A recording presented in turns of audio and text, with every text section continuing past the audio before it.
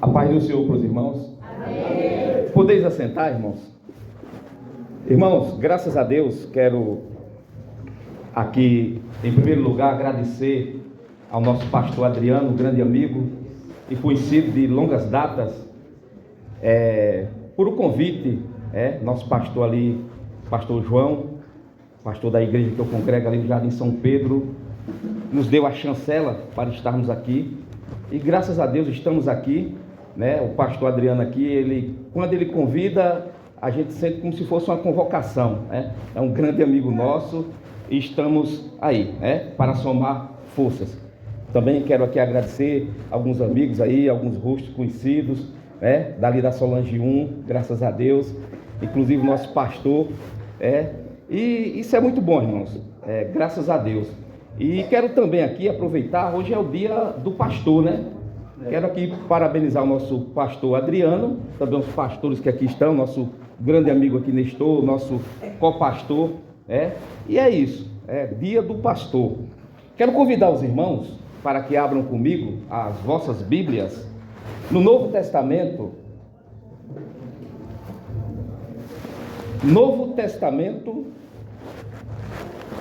livro de Efésios, carta de Paulo aos Efésios, no capítulo de número 6.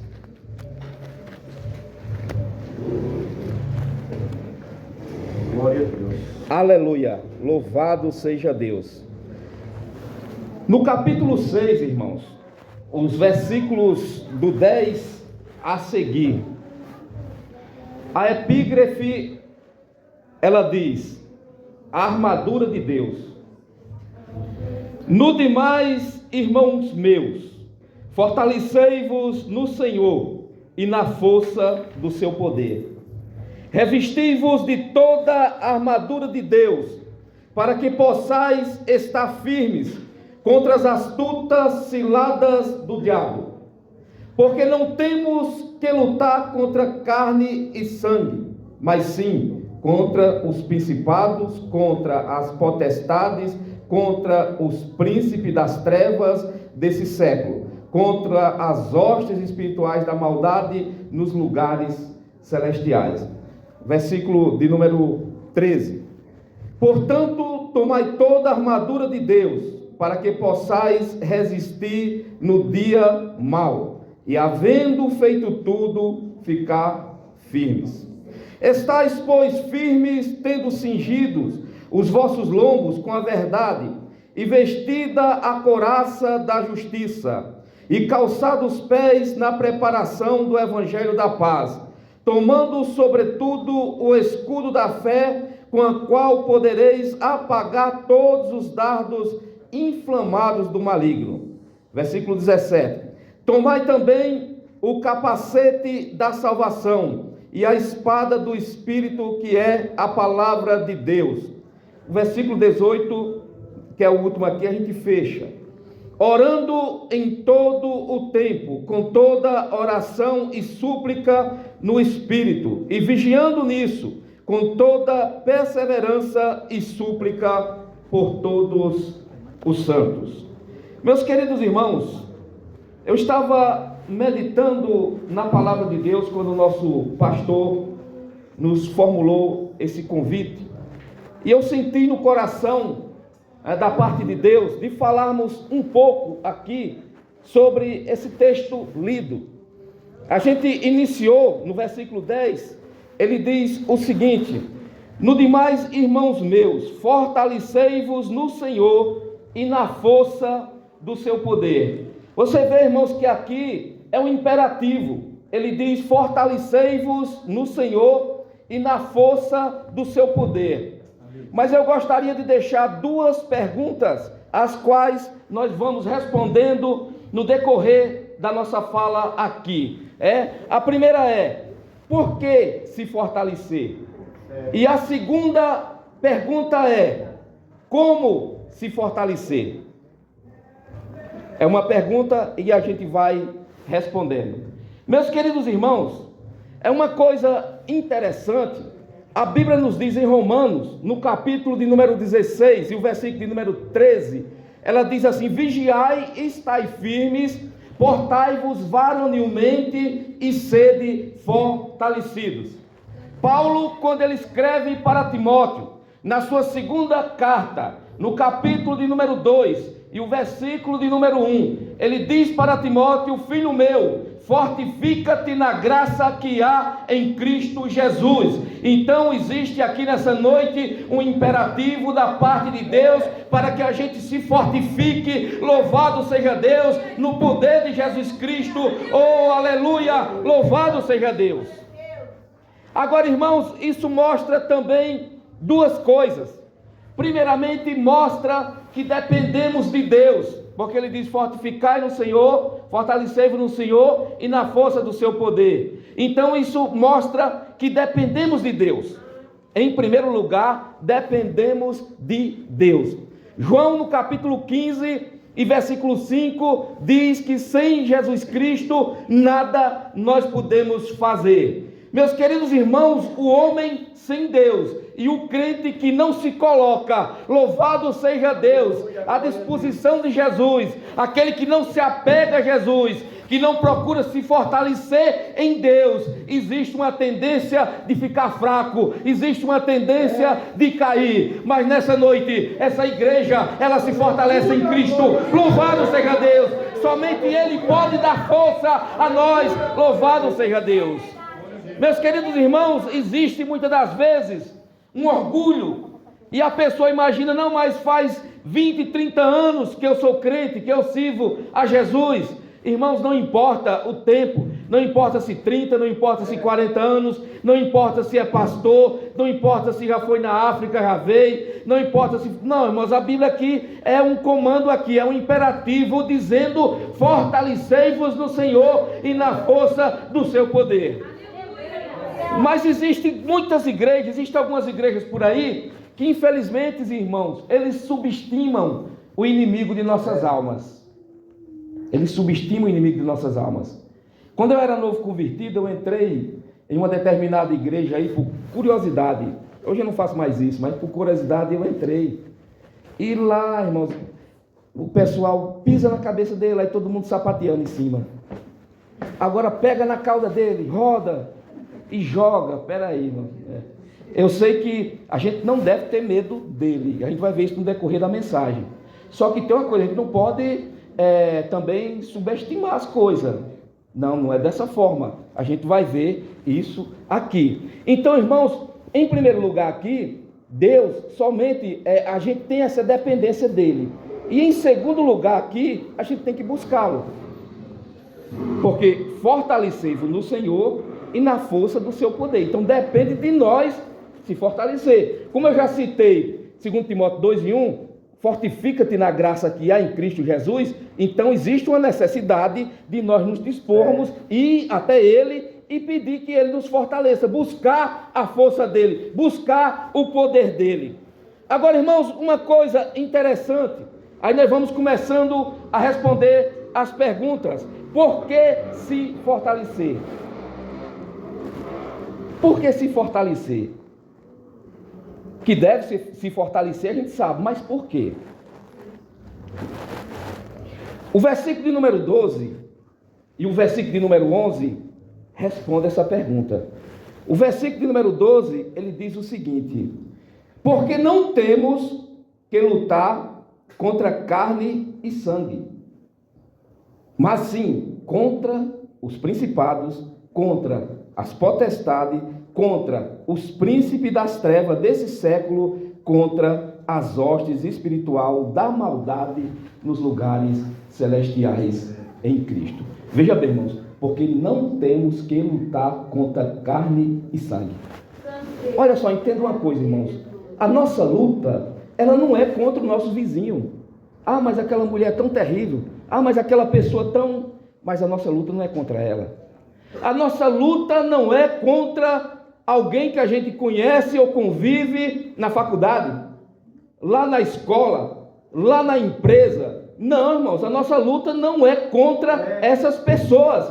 A Bíblia nos diz em Romanos, no capítulo de número 12 e no versículo 20, ela nos diz o seguinte, irmão: se o teu inimigo tiver fome, dá-lhe de comer. Se ele tiver sede, dá-lhe de beber. Porque fazendo assim, você amontoará brasas vivas sobre a sua cabeça. Nossa luta não é contra o ser humano, não é contra aquela pessoa da família, que muitas das vezes é insuportável, contra aquela pessoa que procura nos prejudicar lá fora. Não, a nossa luta não é contra a carne e contra o sangue. A Bíblia também nos diz em Mateus, no capítulo 5, versículo 44, que nós temos que amar os nossos inimigos e nós temos que bendizer aqueles que nos maldizem. Nossa luta, irmãos, não é contra carne e sangue. Aí eu coloquei aqui, irmãos, eu fiz aqui, a gente acabou de ver aqui que tem aqui uma certa ordem. Ele fala que é contra os principados, depois ele diz que é contra as potestades, depois ele fala que é contra os príncipes das trevas e contra as hostes. Parece então, irmão, a gente olhando assim, a princípio parece que ele diz tudo a mesma coisa. Peraí, ele falou principado, depois ele vai e fala potestade, depois ele vai e diz príncipe. Será que ele não está? Será que isso aqui não é uma coisa só? E o apóstolo Paulo não está sendo redundante? Não, irmão, de forma nenhuma. Quando ele fala aqui potestade, ele fala sobre a abrangência de um determinado reino, de um determinado poder. E quando se trata desses inimigos das trevas, a Bíblia diz em 1 João, no capítulo 5, versículo de número 19, nós somos de Deus, mas o mundo jaz no maligno. Ou seja, o mundo está adormecido no maligno. Agora, quando fala de potestade, fala de potência, fala de poder, fala de força, fala de uma hierarquia. Quando fala de príncipe, é o filho primogênito do rei, é alguém também que tem poder, é alguém que manda, é alguém que comanda. Irmãos, eu estava dando uma olhada no Evangelho de João, a Bíblia repete por 3 vezes, que Satanás é o príncipe desse mundo. Você pode ver isso em João, capítulo 12 e versículo 31. Depois você pode ver também em João, no capítulo 14, no versículo 30. E depois ainda em João, no capítulo 16 e no versículo de número 11. Mas, irmãos, o que é as hostes? As hostes são as unidades militares, são tropas em campanha.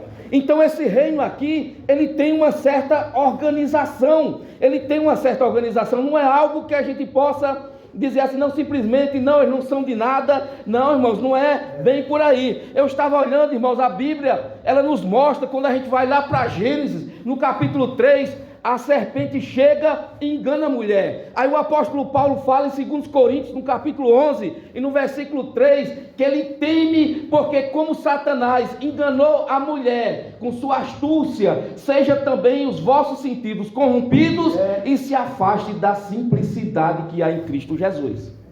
Então o negócio é sério. Quando você vai para Lucas, no capítulo 22, versículo 31 e o versículo 32, diz a Bíblia, Jesus dizendo para Pedro: olha, Simão, Satanás me pediu para cirandar contigo, mas eu intercedi por ti, eu pedi por ti. O que é cirandar, irmão? Cirandar o trigo é pegar o trigo, colocar numa peneira grande e sacudir o trigo, para que o trigo se separe ali de palha, de alguma coisa, para pegar o trigo puro, ou seja, mas tem que chacoalhar. Satanás queria chacoalhar Pedro, fazer com que Pedro esmorecesse, mas Jesus disse: eu pedi por ti, Pedro, para que ele não faça isso.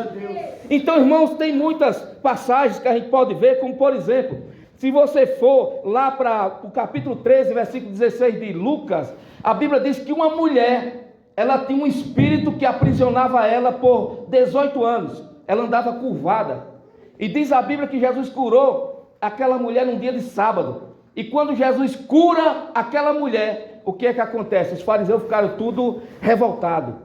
E de repente Jesus fala o seguinte: não convinha eu curar, libertar essa daí, filha de Abraão, que já fazia 18 anos que era presa de Satanás? Ele cega o entendimento das pessoas, segundo Coríntios capítulo 4 e versículo 4.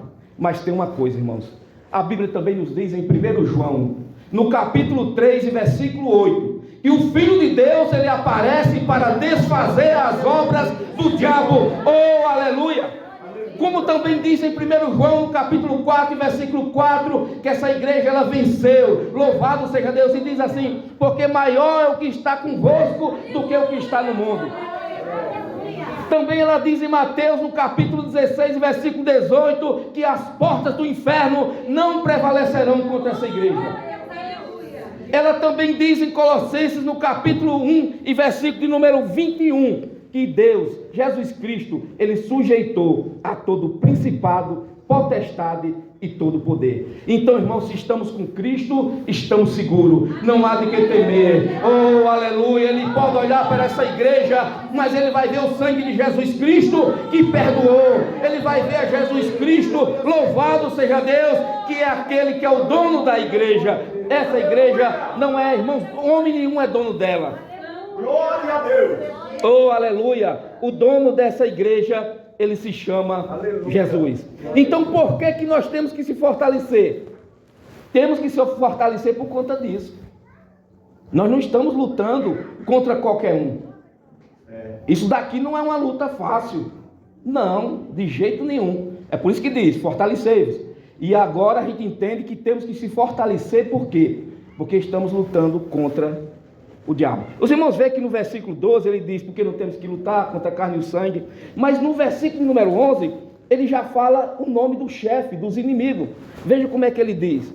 Ele diz assim, ó: revesti-vos de toda a armadura de Deus, para que possais estar firmes contra as astutas ciladas do diabo. Meus queridos irmãos, eu estava olhando sobre essa palavra astúcia. Eu até trouxe aqui o sentido dela, para a gente entender. Astúcia quer dizer capacidade de manipular, enganar, sagacidade, esperteza. Astúcia quer dizer isso. Aí ele fala as astutas ciladas do diabo. Ou seja, ele é sagaz, ele é perito em enganar. Mas tem uma coisa, irmãos, o nosso Deus é maior. Oh, louvado seja Deus! E nesta noite, irmãos, muitas cadeias vai cair por terra, porque nós estamos adorando a Ele. Louvado seja Deus, aquele que é, aquele que era, aquele que há de vir, o Todo-Poderoso. Louvado seja Deus! Aleluia! Aí eu fico olhando, irmãos, aí agora a gente vai ver como se fortalecer. A gente entende que deve se fortalecer. Agora a gente vai entender por quê, né? Porque já entendemos e como se fortalecer. Os irmãos observaram quando eu fiz a leitura, o apóstolo Paulo, ele classificou aqui uma armadura. E nessa armadura, ele classifica aqui 6 peças dessa armadura, 6 itens. A armadura romana, que é a armadura que Paulo estava classificando aqui, ela tem muito mais do que 6 peças. Porém, Paulo classificou como peças importantes aqui 6 peças. E no versículo, interessante, irmãos, no versículo 11 e no versículo 13, no versículo 11 ele diz: revesti-vos de toda a armadura de Deus. No versículo 13 ele diz: tomai toda a armadura de Deus. Por quê? Porque se eu me revestir apenas com a parte dessa armadura, não vai adiantar muito. Não, eu posso colocar só o cinto. Não. Só a couraça. Não. Ele diz 2 vezes, né? Como eu já citei, versículo 11, versículo 13. Revesti-vos de toda a armadura de Deus. Agora, irmão, no versículo 14, ele fala aqui qual o primeiro acessório, qual a primeira peça dessa armadura. O versículo 14 diz o seguinte: estais, pois, firmes, tendo cingido os vossos lombos com a verdade, e vestida a couraça da justiça. Irmãos, o que é cingir? Cingir é pegar o cinto e colocar na roupa, apertar aqui. Os irmãos, imaginem, se a gente for transportado para aquele período, hoje a gente precisa de um cinto. Imagine naquele período onde a roupa poderia embaraçar a pessoa todinha, aquele tipo de roupa antiga. Então tinha um cinto. O cinto, a gente pode dizer assim, não tem muita importância, mas qual a importância de um cinto em uma armadura dessa? Irmãos, o cinto é muito importante. A Bíblia diz lá em 1 Reis 18:46 que Elias, uma determinada vez, ele se cingiu e correu para acompanhar Acabe, mas ele teve que se cingir. Então é muito importante o cinto, é muito importante se cingir, porque primeiro aperta a roupa, você consegue se locomover. E um soldado em uma guerra, ele vai se locomover, né? Até hoje, irmãos, o cinto, quem trabalha na área de segurança, como eu trabalhei, o cinto, trabalho ainda, o cinto, ele é um cinto especial, grosso, porque tem que segurar uma arma. Às vezes tem alguns acessórios ali também que tem que fazer parte. Então o cinto, ele servia para prender a couraça e ele servia também para carregar a espada, para colocar a espada. A Bíblia diz em Êxodo, capítulo 12, versículo 11, que quando eles participaram da primeira Páscoa ali, eles tinham que fazer isso com os lombos cingidos. A Bíblia diz em Lucas, no capítulo 12, versículo 35, que se deve cingir os lombos. Como também em 1 Pedro está escrito no capítulo 1, versículo 13, cingir os lombos do vosso entendimento. Então, irmãos, ele diz que é cingir com a verdade, como ele fala aqui, né? Estai, pois, firme, cingido os vossos lombos com a verdade. Irmãos, uma coisa interessante aqui, essa igreja, ela é, irmãos, coluna e firmeza da verdade. Oh, irmãos, o nosso inimigo, a Bíblia diz que ele é o pai da mentira, diz lá em João capítulo 8, versículo 44, mas essa igreja aqui não, essa igreja aqui ela proclama a verdade, essa igreja ela vive na verdade, essa igreja ela anda na verdade, louvado seja Deus. Aleluia! Proclamamos a verdade de Deus, aleluia, e vivemos a verdade. A Bíblia diz em João capítulo 8, versículo 32, conhecereis a verdade e a verdade vos libertará. E ainda, irmãos, ele reforça no versículo 36 do capítulo 8, quando ele diz que Jesus Cristo é a verdade. Então essa igreja, ela prega a verdade, ela anda na verdade, ela vive a verdade, porque, irmãos, mentira é com o príncipe das trevas, ela enfrenta o inimigo com a verdade, aleluia, louvado seja Deus. Oh, aleluia. Então, irmãos, esse acessório, o cinto, ele é muito importante, mas vem um outro acessório que está no versículo 14, que é a couraça. O que é a couraça? A couraça era uma peça feita de couro, tinha outros materiais também que fazia, reforçado, ficava aqui na frente e aqui atrás. E a couraça, irmãos, ela protegia os principais órgãos, né? Como por exemplo o coração. O coração ele era protegido pela couraça. A couraça ali protegia, dava uma proteção, os órgãos vitais aqui. E a Bíblia diz em Provérbios capítulo 4, versículo 23, que a gente deve guardar o coração, porque dele procede as saídas da vida. Irmãos, e a couraça, ela fala da justiça. O cinto, ele fala da verdade. A couraça fala da justiça. Mas que justiça é essa que a couraça fala? Porque eu vou dizer uma coisa para os irmãos, a justiça do homem aqui na terra é uma justiça falha demais. A gente tem visto algumas coisas por aí.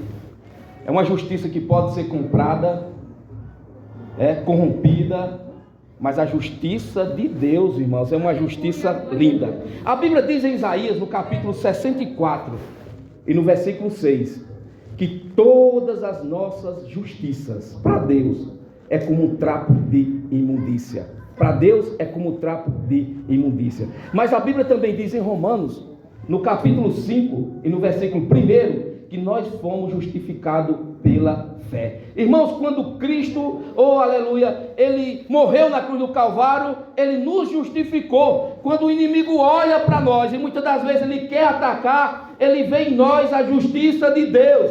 Eu e você somos falhos.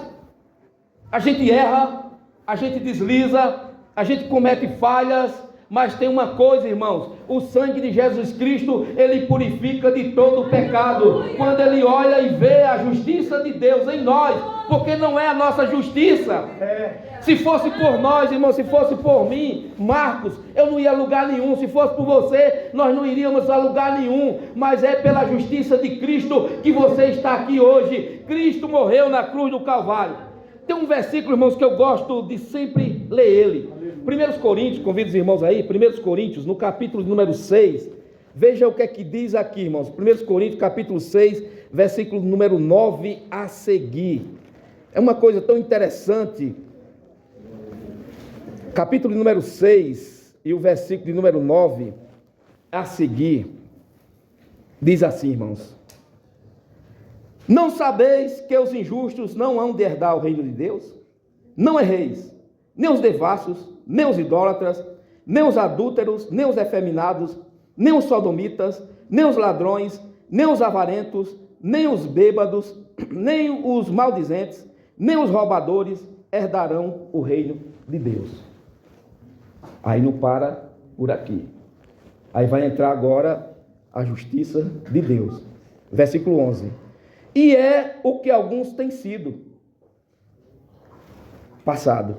E é o que alguns têm sido. Aí ele vai e fala: mas haveis sido lavados, mas haveis sido santificados, mas haveis sido justificados em nome do Senhor Jesus e pelo Espírito do nosso Deus. Aleluia! Isso é que é bom, irmãos. Se um dia foi, não é mais. A justiça de Deus nos alcançou. Vou acelerar um pouco aqui, irmãos, a coraça. Mas temos aqui, como eu falei para os irmãos, são 6 peças. São 6 peças. E no versículo 15 encontramos a terceira. Versículo número 15 de Efésios 6. Ele diz o seguinte: e calçado os pés na preparação do evangelho da paz. O soldado romano, irmãos, também tinha uma sandália, tipo de uma meia bota, feita de couro, e dizem alguns que com alguns pregos embaixo para dar uma certa tração ali na hora do combate. No livro de Isaías, no capítulo 59, versículo 7, fala de pés que correm para fazer a maldade. Lá em Provérbios, no capítulo 6, no versículo 18, fala de pés também que se apressa para fazer a maldade.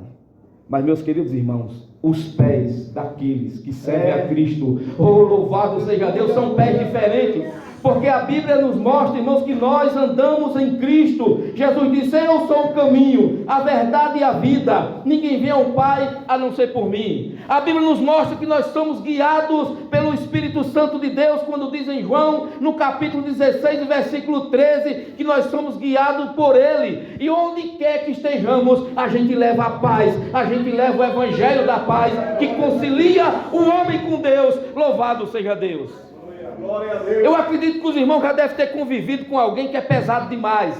Onde chega, infelizmente, as pessoas dizem: mas rapaz, fulano já vem ali. Porque é uma pessoa que onde ele chega, ele tira a paz dos outros. As pessoas começam a ficar inquietas e falam: mas rapaz, fulano de tal já vem ali, já está por ali. Puxa vida. Mas, irmão, mas coisa boa é quando chega alguém agradável, alguém que carrega essa paz. Louvado seja Deus, porque ele chega conciliando, ele chega fazendo paz, ele chega agregando. Oh, aleluia, louvado seja Deus.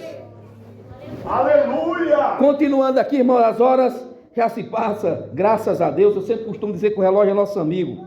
O versículo 16, ele diz: tomando sobretudo o escudo da fé, com o qual podereis apagar todos os dardos inflamados do maligno.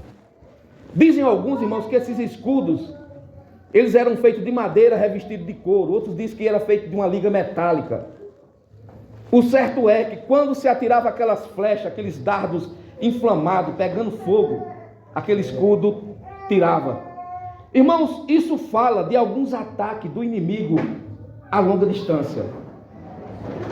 São as conversas, são as fofocas, são os disse-me-disse, mas a Bíblia deixa claro, irmãos, quem intentará acusação contra os eleitos de Deus? Aqui está o escudo da fé para poder apagar todos os dardos inflamados do maligno. Louvado seja Deus. Ainda, irmãos, o versículo de número 17, tomai também o capacete da salvação e a espada do Espírito. Já estamos finalizando. Irmãos, esse capacete era feito de metal. Existiam vários tipos de capacete. Veja bem uma coisa, o capacete, ele protege a cabeça. E a cabeça é uma coisa muito importante, porque é a cabeça que coordena todo o corpo. A gente pensa e vai. A Bíblia diz em 2 Coríntios, capítulo 4, versículo 16, que o Deus desse século cegou o entendimento dos incrédulos, para que não resplandeça a luz do Evangelho, que é a glória de Cristo. E a gente tem que estar colocando esse capacete, irmão, sabe por quê? Porque existe hoje em dia, irmãos, muitas ideologias. Existe hoje em dia muita coisa que parece linda, parece bonita. Irmão, esse dia eu estava ouvindo um debate, uma mulher evangélica, crente, feminista. Aí você já encontra igrejas de homossexuais. E hoje em dia está desse jeito, né? As pessoas estão... O diabo, ele tem atacado de outra forma. Antigamente ele matava os cristãos, mas quanto mais matava, mais os cristãos cresciam. Hoje não, hoje é pelas ideologias. Mas se você tiver o capacete, louvado seja Deus, essas coisas não vai atingir de forma nenhuma. Oh, aleluia, porque está com capacete. Vai chegar e a pessoa vai dizer, não, está errado. Sai para lá, Satanás, está errado isso aqui. Eu não aceito, não quero. A palavra de Deus diz assim. E para fechar, irmãos, a gente encontra uma última arma. Esta arma é uma arma não só de defesa, mas ela é de ataque.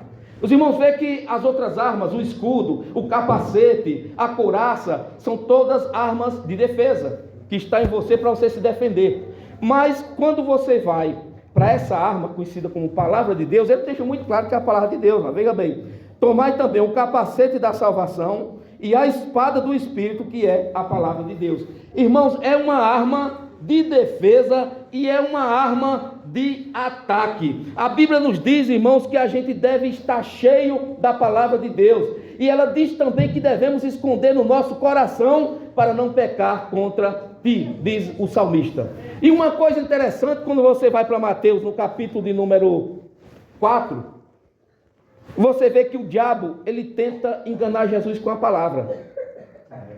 Mas no capítulo 4, versículo 4, Jesus diz, está escrito.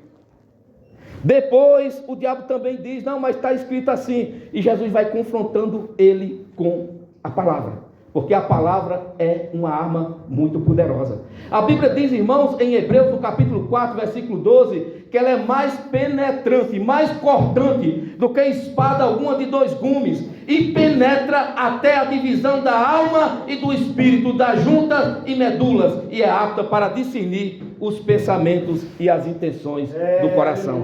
Agora eu fecho, irmãos. Tem o versículo 18, ele diz o seguinte: orando em todo o tempo, com toda oração e súplica, no Espírito, vigiando nisso com toda perseverança. Os irmãos perceberam que ele não colocou a oração como nenhuma peça dessa armadura? Você viu que tem a palavra de Deus, você viu que tem a fé, tem a verdade, tem a justiça, mas não tem a oração. Mas será por quê? Será que a oração não é uma arma? Não é, irmão. Sabe o que acontece? A oração, ela perpassa todas as armas. Tenha fé orando. Fale a verdade orando. Oh, aleluia!